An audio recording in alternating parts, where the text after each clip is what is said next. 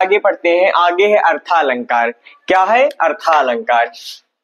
अर्थालंकार क्या है? इसके भेद कितने होते हैं? अर्थालंकार क्या है?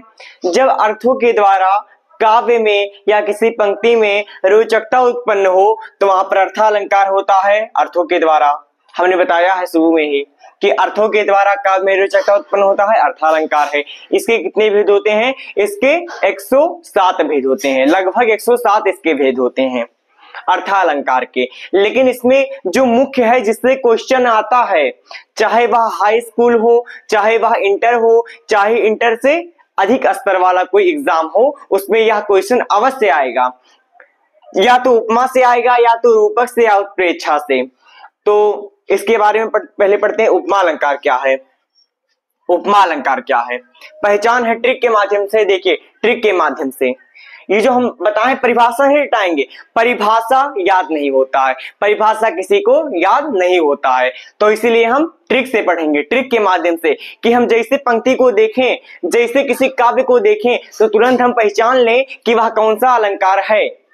बल्कि हम परिभाषा नहीं हटाएंगे, क्योंकि परिभाषा से जो पहचानने का जो तरीका होता है वह गलत हो जाता है लगभग में। इसीलिए हम उपमा अलंकार को ट्रिक के माध्यम से पहचानेंगे। यदि किसी का पंक्ति अथवा कथन में सा, सी, से, सरिस, सम, समान, जैसे आदि शब्द आए तो वहां पर उपमा अलंकार होगा। हमने कहा यदि किसी काव्य पंक्ति अथवा कथन में सा, सी, से, सरिस, सम, समान आदि शब्द आए तो वहां पर उपमा अलंकार होगा। कौन सा अलंकार होगा? उपमा अलंकार होगा। और रूपक अलंकार क्या है? यदि किसी काव्य पंक्ति अथवा कथन में, यदि किसी काव्य पंक्ति अथवा कथन में योजक चिन्ह प्रयोग किए जाते हैं। कौन सा चिन्ह? योजक चिन्ह। ये जो चिन्ह दिखात है ना, ये चिन्ह प्रयोग की जाए। कैसन चिन्ह? योजक चिन्ह। एकर मतलब का होता जानत हो? एकर मतलब होता है, देखें, इसका मतलब होता है और। ये जो योजक चिन्ह है इसका मतलब है और। क्या मतलब है? और। इसका मतलब होता है और। इसको और का लोप लगा होता है, और का, जहां वहां पर रूपक अलंकार होता है। योजक चिन्ह प्रयोग किए जाए और का लोप लगा होता है, वहां पर रूपक अलंकार होता है। तो रूपक अलंकार क्या है? जिस काव्य पंक्ति अथवा कथन में योजक चिन्ह प्रयोग किए जाते हैं और उस काव्य पंक्ति अथवा कथन में सा, सी, से, सरिस, सम, समान जैसे शब्द ना आए ये शब्द, ये सा, सी, से, सरिस, सम, समान और जैसे शब्द ना आए तो और योजक चिन्ह प्रयोग किए जाए तो वहां पर रूपक अलंकार होगा।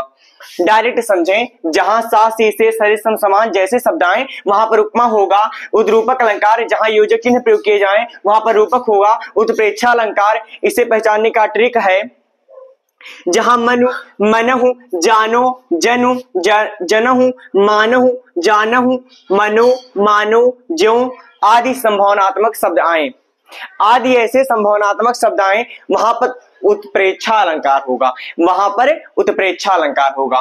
क्या होगा? उत्प्रेक्षा अलंकार। तो उदाहरण देख लें। उपमा अलंकार का उदाहरण है कि पीपर पात सरिस मन डोला। पीपर पात सरिस मन डोला, सरिस आया इसलिए यहां पर क्या है? यहां पर उपमा अलंकार है। उसके बाद फिर है हरि जननी में बालक तोरा। हरि जननी में बालक तोरा, देखें, हरि जननी में बालक तोरा, यहां पर रूपक अलंकार है। हरि जननी, इसके बीच में योजक चिन्ह है, हरि और जननी के बीच में योजक चिन्ह है, और यदि योजक चिन्ह प्रयोग किए जाते हैं तो वहां पर रूपक अलंकार होता है। रूपक अलंकार का अन्य उदाहरण है चरण कमल बंधव हरिडाई। चरण कमल बंधव हरिडाई, चरण और कमल के बीच में योजक चिन्ह का प्रयोग किया गया है तो वहां पर रूपक अलंकार होगा। उत्प्रेक्षा अलंकार का उदाहरण है कि सोहत ओढ़े पीतपट श्याम सलोनह गात, मनहु नील मनि शैल पर आतप प्रेम प्रभात। सोहत ओढ़े पीतपट श्याम सलोनह गात, मनहु नील मनि शैल पर आतप प्रेम प्रभात। यहां पर आया ना, मनो नील मनि शैल पर, मनो आया। क्या आया? मनो आया। मनो आया है यहां पर, इसलिए यहां पर उत्प्रेक्षा हो जाएगा। कोई पूछ ले कि मनो कैसा शब्द है तो हम क्या कहेंगे? मनो है संभावनात्मक शब्द। मनो क्या है? संभावनात्मक शब्द। उम्मीद करते हैं आपको अर्थालंकार और शब्दालंकार अच्छे तरीके से समझ में आ गया होगा। यदि यह वीडियो आपको पसंद आए, यदि पसंद आए तभी, यदि यह वीडियो आपको पसंद आए तो इस वीडियो को लाइक और इस चैनल को सब्सक्राइब अवश्य करें। धन्यवाद।